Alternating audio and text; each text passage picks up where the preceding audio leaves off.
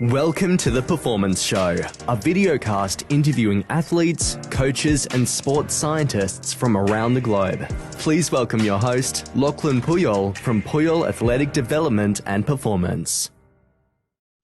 Welcome to episode 18 of The Performance Show. We have Emilio Sanchez from Spain, former ATP player and number one ranking in the world. Thank you so much for coming on.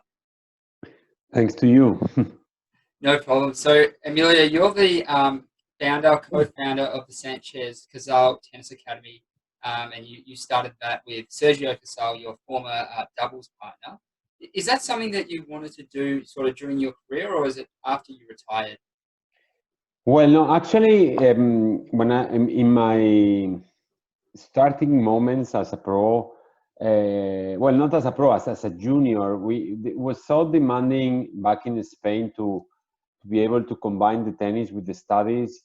You know, I had to go to the federation to play from 9 to 1. I had to wake up at 6 and take a couple buses, arrive there, play 9 to 1, take 2 buses back home, have lunch, and then I trained for like an hour to go to this night school that we were studying from 4 to 9, and then take this train back, arrive home at 10, have dinner, homework, and then the next day. So it was not good for training, for recovery, for being ready to perform well. But in some other way, it developed the basic values of effort, hard work, and discipline, because it was so difficult. And many of my friends, they quit the school, and because they thought they were going to make it, and they finally didn't make it. And my family was very humble, and my father was from a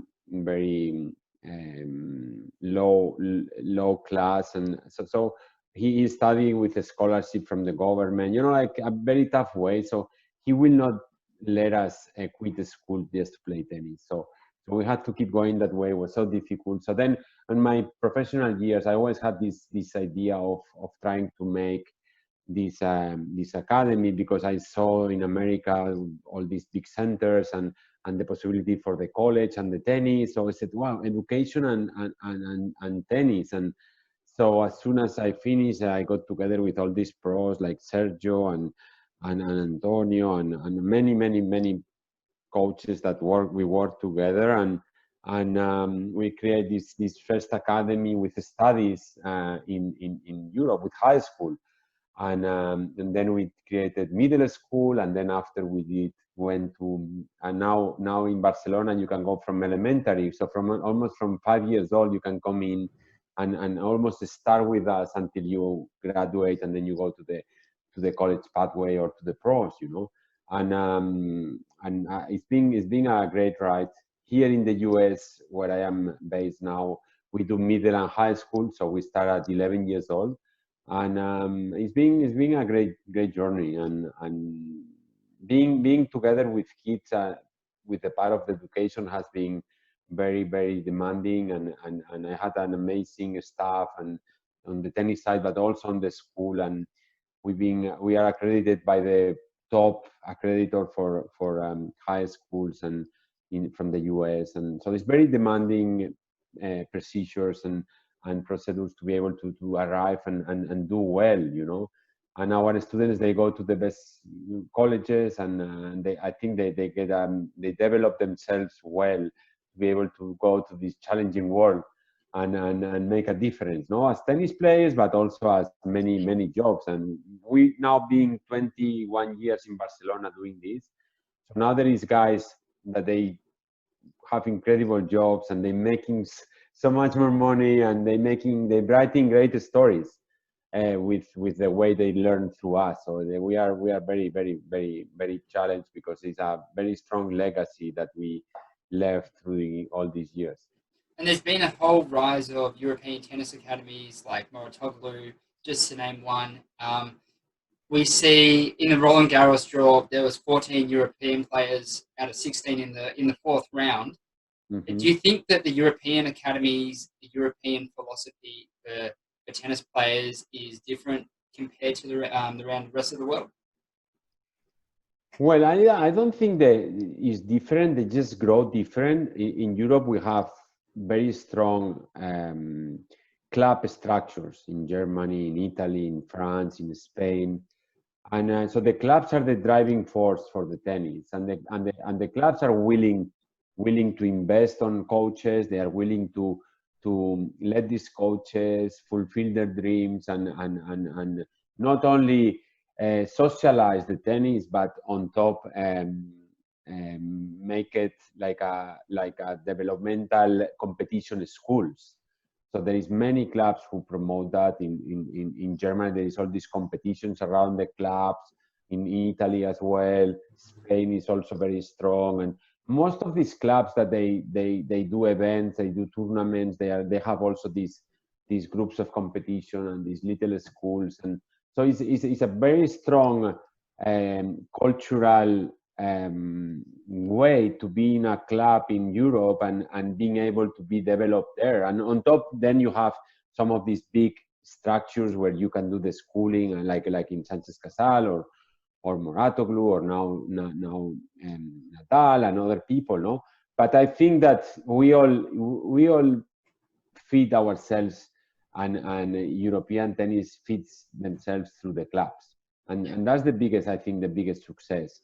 And then we are more, let's say, we have a high end coaches, and then the people comes to make the last step.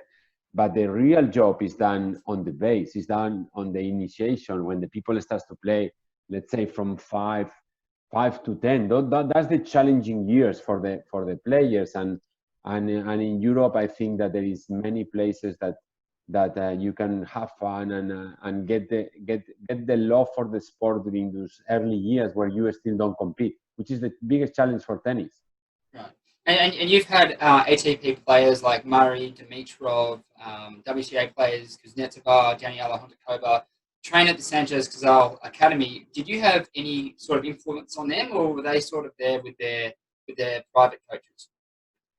Well, no, normally in the years that we work with them, especially when they are in high school, they normally come and train with us. So if we make a difference or not depends if we do well our job, because if we do well, they're gonna have a good memory, and they're gonna be always very grateful about those years, because those are the key years for them, because those are not only the years that you develop your tactical game, because normally they arrive already with a very good base technically.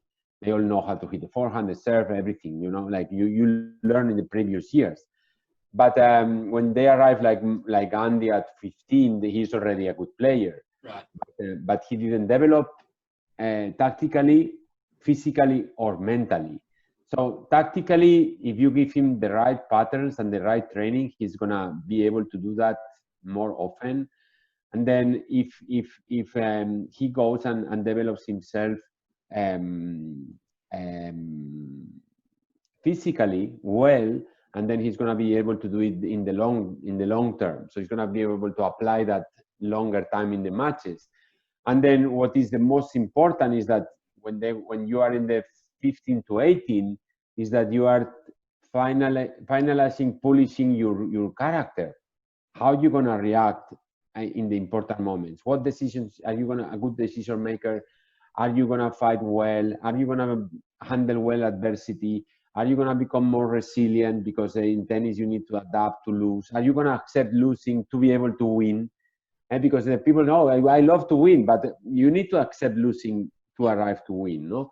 So I think that those other three pillars, that's what they develop in those years. And normally they have a good memory. So if you ask Andy about his stay, he'll tell you that he learned how to put the effort, the discipline, that to be on time, and to try to come out with his best version day after day, and I think that's key to be able to have that they have good memories. And you talk about resilience and character building, and he's been out of the game with his hip injury for over 18 months, and he's responded. He won the 250 ATP 250 last year, so he's had an incredible comeback. And I just see him. There's so much more that I feel like he has to give to the game, and if it wasn't for that resilience, he might not have been able to do that. Well, he's been all of his life a fighter, and he's being a guy that he will maximize his performance in many occasions without having as many tools as the others, but he found his way out through toughness, through adversity, through counter punching, through going out from the comfort zone to learn to be more aggressive, to improve being more stronger. And then he was very lucky to have this injury that becoming a nightmare, because he's had 3 surgeries, and everybody thought that he was done. But he's so determined to go back to do what he loves, which is competing, and because he has this passion about this sport, that he's almost back. He won a tournament before COVID, and he's been through COVID, and now he's trying to get the rhythm. But for him, it's much more difficult to get the rhythm, because he needs more matches. So it's like the fish with the tail, like where I start to play the matches and to have the rhythm to be able to play with the big matches. And so that has been a challenge for him. But I think that all this is a big gift for him. Well, I love that he's trying. I love that he keeps competing, and that if he really finds the rhythm, I think he can come back and really work hard and sure. do well. Sure. And you were the Spanish Davis Cup captain back in 2008 when they won the tie against Argentina. And on that team that we had Ferrer, Lopez, Verdasco at the time. I think they were in the top 10. Lopez, Ferrer, and Verdasco. And what was your sort of role being the captain, having 3 different type of players? Well, I don't know, the captain of the Davis Cup, I think, in a country like Spain, is like a big gift that they make you to be there, especially when you go to work with the best generation ever of tennis players. I was able to work with Rafa, with Ferrer, with Lopez and Verdasco and Almagro and all these mega tops, and we were coming from another incredible generation with the Ferreros and Moyas and Correchas. So Spain was in the top moment, in the gold moment, but then this younger generation, and it was like a big present for me that I was able to work in that moment and with the Davis Cup, and on top I put 2 goals with my stay there, and was to look for a double team, and second to try to be competitive away, because we were normally losing always when we play away, and they put us in indoor court. So I was lucky enough to convince Lopez and Verdasco to play together, and the last year, the year that we won, they were so competitive. They won the match in the final against the Argentinians, and they gave us the possibility to finish, and on top, in the last year in 2008, from the 4 matches, 3 we play away. We beat Peru, we beat Germany, and with epic matches from Nadal and Ferrer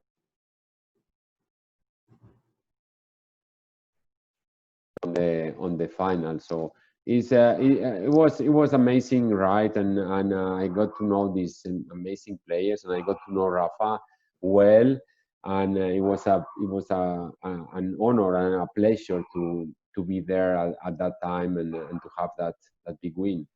And you see a player like Rafael Nadal is so focused between points on the change of ends. Is there much coaching going on with you and Rafael during the match?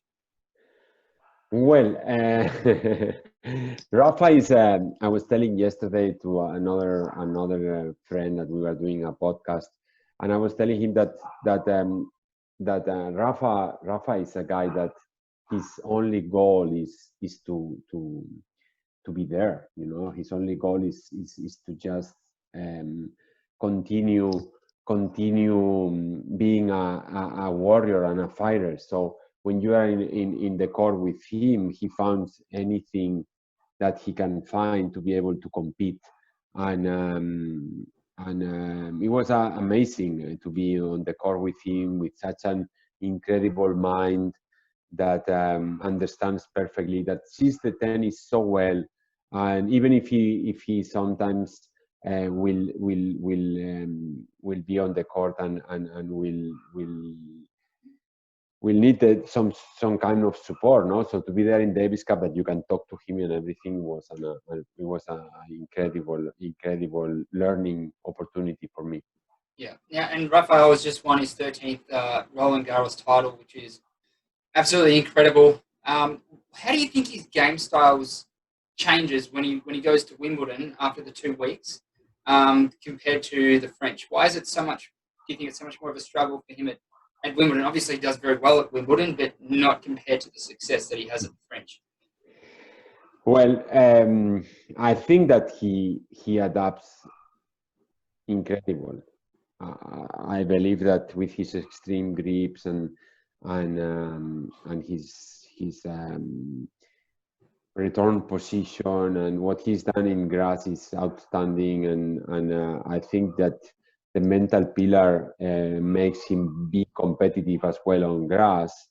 When he probably don't have the perfect game to be able to be very competitive on grass, because his serve goes slower, and his ground strokes, they have a lot of spin, and but he finds the way, because he plays perfectly the important points, and obviously doesn't do like on clay, because clay helps him to be able to be on the spot that he wants to be all the time. On grass, the court betrays him, because the grass, even if in nowadays the grass bounces higher and gives him a bit more of time, in most of the occasions the ball goes and it slides very fast, so he has more difficulty to have that time to be able to control that ball on the way that he likes on grass. But he's super tough anyway, and he's won 2 times and make, I think, another final.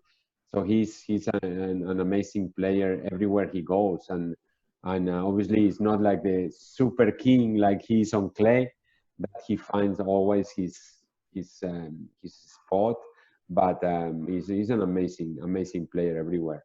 Incredible player, incredible person, and during the match against Djokovic, you see a lot of coaches telling their players to defend cross court, attack down the line. Where, as with Rafa, with his backhand, he actually defended a lot against Djokovic by hitting down the line. I don't know if you saw that much at all, but is that something that you sort of advocate as well, to defend down the line rather than going cross court, or a bit of both? Well, those matchups, they go always with the type of games, and so Rafa is a lefty, Djokovic is a righty, and let's say the first part of their career, Rafa was outplaying Djokovic with the cross-court forehand to Djokovic's backhand, and he could play the backhand after either down the line or cross-court. But in the second part, from 2012 to nowadays, Djokovic has been more dominant when they play, because Djokovic found a way that to counter punch, or no counter punch, it will be like counter attack.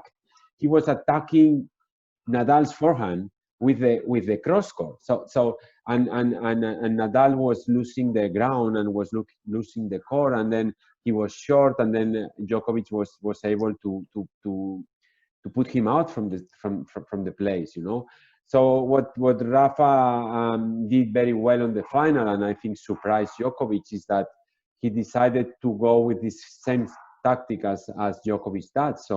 So every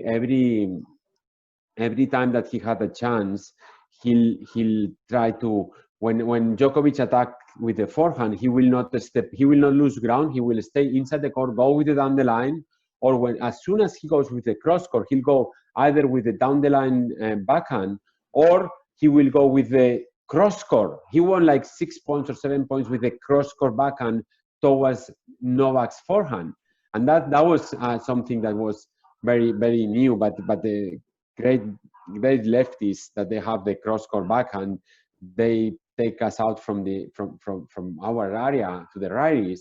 So then we struggle. But it was not happening before with Djokovic, but it did happen on Sunday.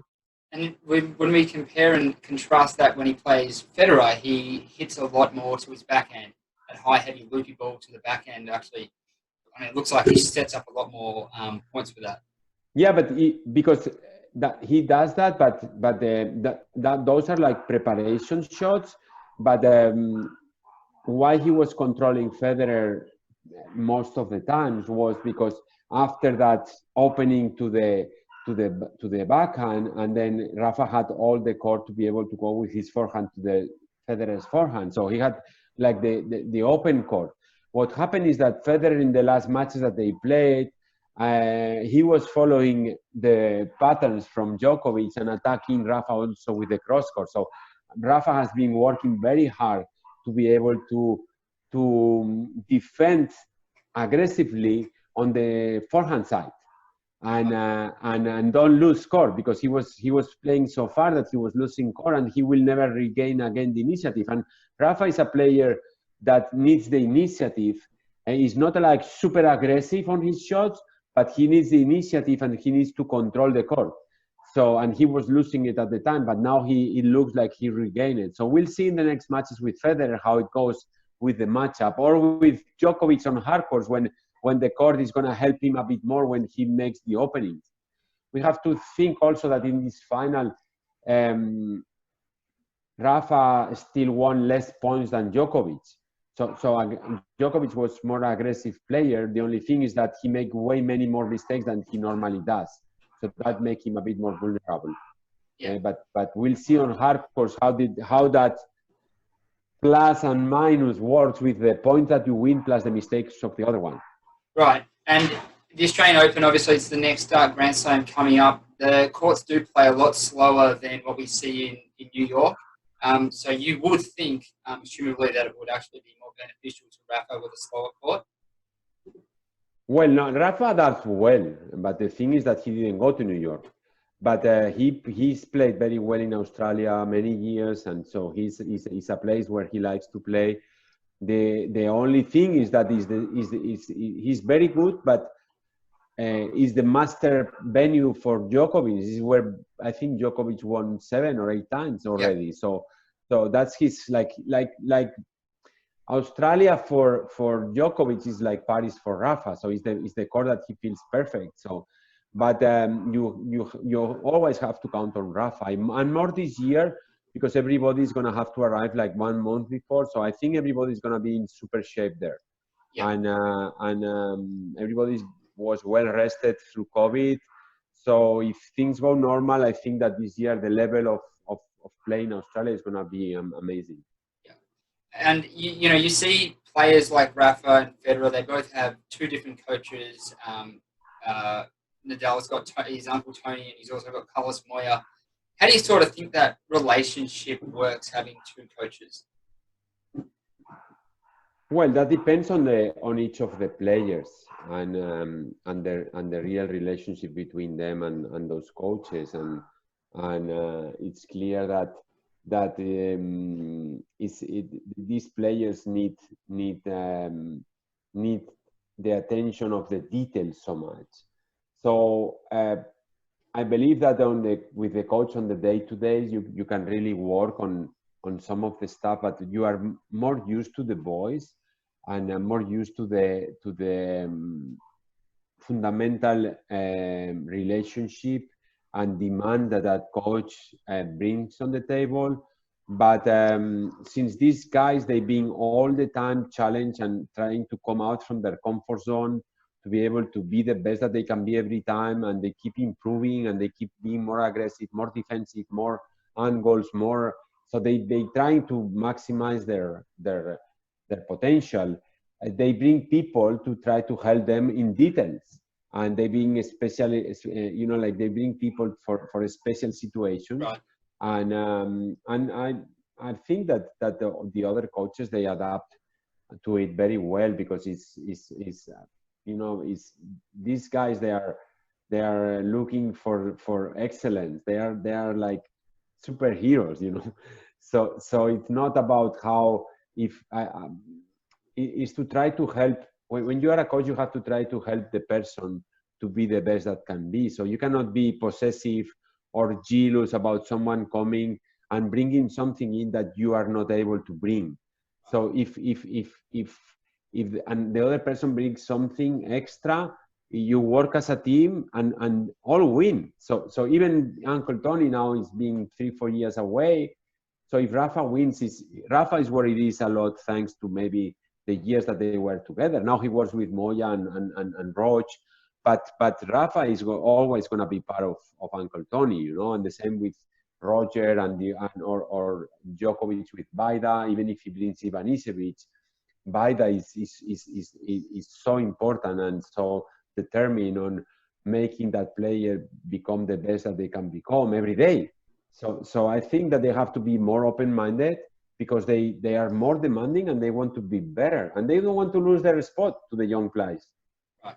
And hypothetically, last question here, hypothetically, if you could coach any player on the ATP or WTA tour, who would you like to work with? Who could you make the biggest difference to their game? Wow, that's a tough question. I will say that